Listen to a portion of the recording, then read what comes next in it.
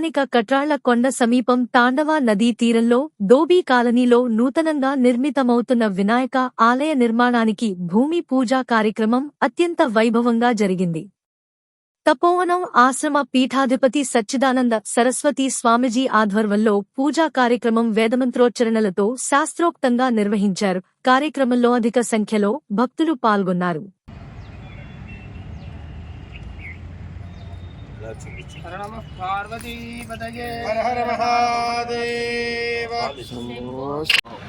ओम नमो भ्रातृपतये नमो गणपतये नमः लंबोदराय अनंताय विघ्नविनाशिने गणपतये श्री वरदमूर्तये नमो नमः।